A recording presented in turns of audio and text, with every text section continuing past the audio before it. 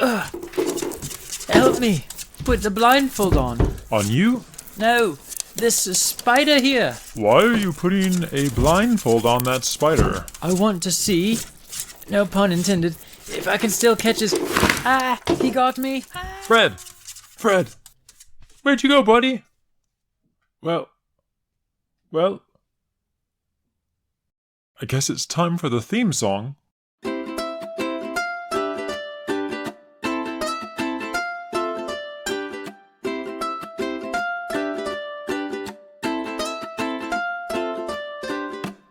Hi, this is Moose Jaw Matt here on Nature and Science for Kids.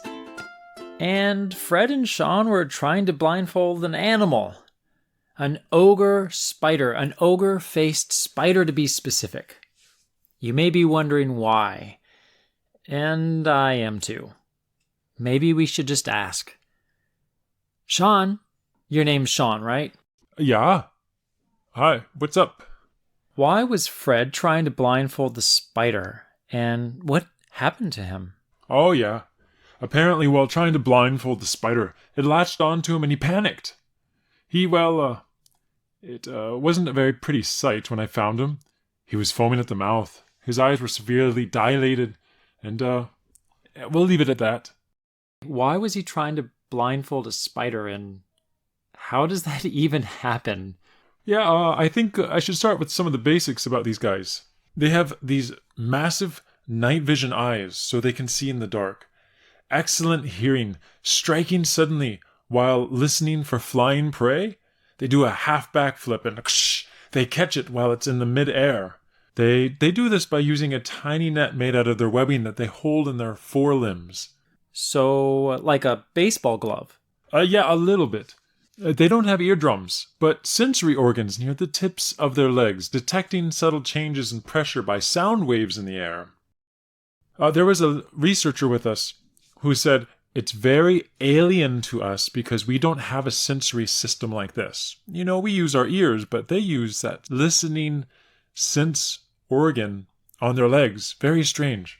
Well, the spider flips outward, casting its net as if fishing for an insect. It can also scoop them off the ground. So that's where Sean came in with this. I won't question his judgment, but he came up with this idea to blindfold them. He wanted to know if blindfolding them changed what or how they caught prey. Well, what did they find out? Well, once he was able to blindfold them, eventually, he found that they didn't capture insects on the ground anymore. But they could still catch flying insects just fine. Wow, so they didn't use their eyes to catch flying insects. They must have been listening for them? That's right. That's interesting. Well, listeners, by the way, thanks, Sean. Enjoy your research in blindfolding spiders with Fred. So, listeners, here's a little more I've been finding out about these spiders from their research. These spiders, ogre-faced spiders, are also called net-casting spiders, and they're a little over 1 inch long. Not too big, not too small for a spider, but with their legs stretched out, they can be about 3 inches across. They can be found in Australia, Africa, and parts of North America. You can identify them if it's a spider hanging upside down with a tiny net in its front limbs. It looks like a tiny plastic grocery bag. It eats insects, and it's mainly active at night. As I said, it also goes by the name net-casting spider, which totally makes sense because it looks like it has a grocery bag or a net.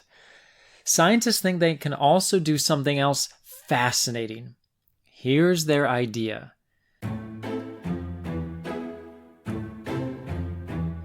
These spiders build their traps above a flat, evenly covered surface, like a leaf. They put a few dabs of white substance on the leaf below them. Likely, the spider uses those dots to help it aim. When a bug blocks out the target dots as the bug's walking along, the spider then launches its aerial attack exactly when the bug is on those dots. As it drops down onto its prey, it stretches out the webbing net that it has in its front limbs. Remember the grocery bag looking thing? The spider then throws that net over the bug, snaps it closed, and traps the prey. Haha! So clever! And I'm glad they are only an inch in size, because if they were 6 feet big, I'd probably never walk under a tree again.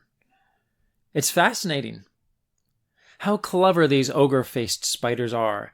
They can hunt with their eyes, ambushing their prey on the ground, or with their sound-sensing organs on their legs, catching their prey in mid-flight. They do not waste any opportunity. These spiders are opportunistic. They make the most of the chances they have to get food. We can be opportunistic too. I'm not talking about just food, but in any situation. If you have a chance to help out, do some chores around the house, complete your homework well, or do something good for someone else. Choose to do it and then complete it. Be opportunistic. Listeners, thank you for joining me on the podcast today. I've enjoyed learning about ogre-faced spiders, or the net-casting spiders, and I hope you have too. Remember, be opportunistic. Do good when you can. Look for those opportunities.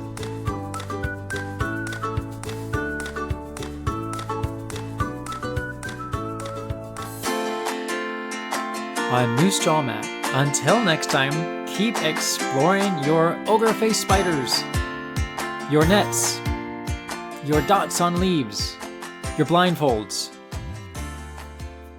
your Freds, your Shawns, your 8-legged creatures with sound-sensing organs on their legs. Keep exploring your world. That's the one.